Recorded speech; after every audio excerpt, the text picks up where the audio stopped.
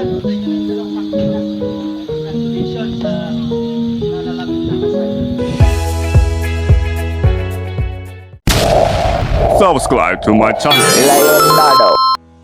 Finally ay na-meet ko din ang dalawang ikakasal. Naamis ako sa kanila kasi ang babata pa pala nila. Sila yung anak ni Tatay Jose. Si Tatay Jose na isang caretaker sa isang lupain at nung bagyong Christine nagkaroon ng landslide sa binabantayan niyang lupain.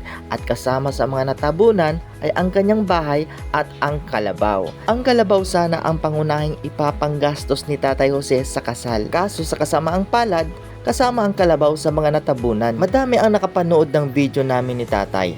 At mayroong mga nagpadala dito ng tulong at naihatid na nga natin. Isa sa mga nagpaabot ng tulong ay si Ma'am Maricel Ramizares Monghe, Ma'am Digaon Claveron Evelyn na full package na damit na isusuot sa kasal.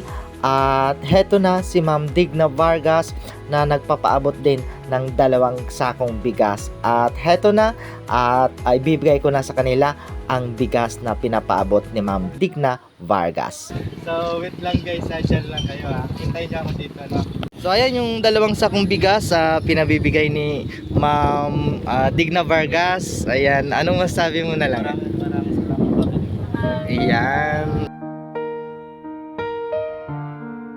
Shout out na lang kay Tatay Jose, no? Na-videoan ko si Tatay Jose na affected nung bagyong Christine sa Tapael, boundary ng Munti. Ayun, so doon nakita yung post ko na si Tatay, pinag-video ko, no?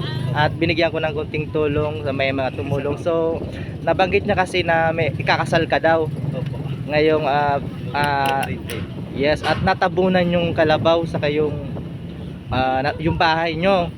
So pero kahit ganun yung nangyari ay tuloy pa rin yung kasal ngayong November. So yan, once again, sige, tuloy nyo na yan and congratulations na.